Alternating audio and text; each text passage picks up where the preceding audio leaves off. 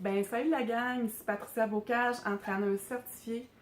Moi, je suis là aujourd'hui pour vous faire un court vidéo sur le cannabis et sa consommation et les effets sur l'entraînement physique, sur l'entraînement musculaire entre autres, et puis sur les performances. Comme vous le savez, ça vient juste d'être légalisé. Bon, moi, je suis pas tout à fait pour, mais bon, on en est là dans notre société. Fait que c'est pour ça que j'ai décidé de vous faire une vidéo explicative, parce que je me dis que des gens informés vont prendre des décisions éclairées. Alors, entre autres, ce que ça fait, le THC, alors il faut savoir que ça reste 5 jours dans votre organisme. Le THC, c'est la substance active dans le cannabis qui donne le petit buzz, puis tout le reste. Fait que ça reste 5 jours dans votre organisme, puis c'est stocké dans les tissus adipeux d'une personne qui consomme, mettons, une fois par semaine. Si vous consommez tous les jours, ça prend de 10 à 20 jours avant de s'éliminer, parce que votre organisme est déjà saturé de la substance. Entre autres, ce que ça fait sur les performances, bien, ça diminue les performances physiques. Pourquoi? Parce que ça inhibe la production de testostérone, autant chez l'homme que chez la femme. Alors, c'est pour ça qu'on veut. La testostérone, c'est une hormone qui nous aide à prendre la masse musculaire, ce qui nous aide à garder aussi cette masse musculaire. Si vous ne voulez pas en prendre, mais seulement maintenir, c'est quelque chose aussi qui va vous aider au niveau de l'énergie. Fait que c'est quelque chose que, dans le fond, qui inhibe cette hormone-là. Fait qu'on ne veut pas ça du tout. L'autre chose que ça fait, c'est que ça réduit le taux de l'hormone de croissance dans le sang. Ça aussi, l'hormone de croissance, c'est important. Tout ce qui est au niveau de la réparation musculaire, au niveau des gains musculaires, de la prise de masse, de la prise de force. Alors, on ne veut pas ça non plus. C'est ça que ça fait malheureusement. Ça réduit le métabolisme de base. Ça, le métabolisme de base, c'est le nombre de calories que vous brûlez au repos. Alors, ce que ça veut dire, c'est que vous allez prendre du gras plus facilement. Vous allez avoir plus de difficulté à ce qu'on appelle dans le côté, dans le jargon, dans le fond, de prendre la définition musculaire. Vous allez avoir plus de misère à perdre votre gras.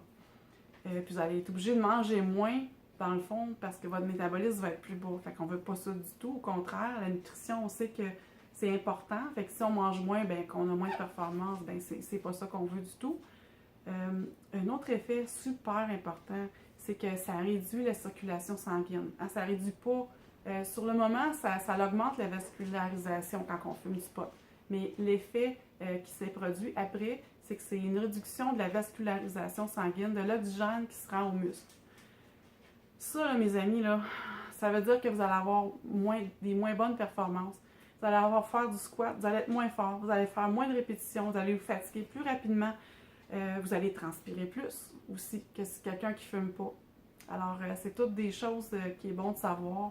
Puis que, dans le fond que les résultats que vous recherchez, que ce soit seulement du maintien, que ce soit un gain de masse musculaire, que ce soit de perdre du gras, bien malheureusement, consommer du cannabis, ça reste qu'une fois par semaine, ça va venir.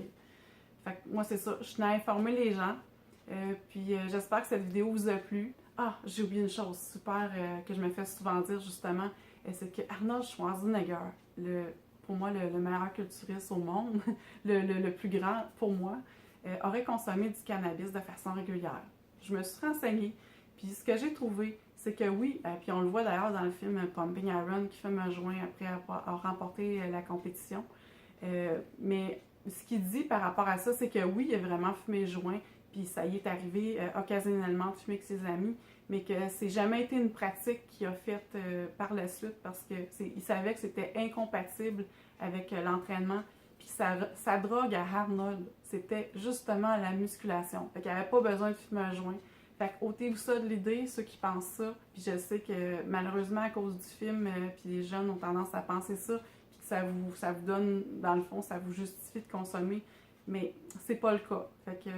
Fait que sur ça, je vous laisse. Fait que je vous invite encore une fois à aimer ma page Facebook Patricia Bocage Fitness, puis à vous abonner à ma chaîne YouTube, puis de partager la vidéo si vous pensez qu'il y a des gens que ça pourrait intéresser.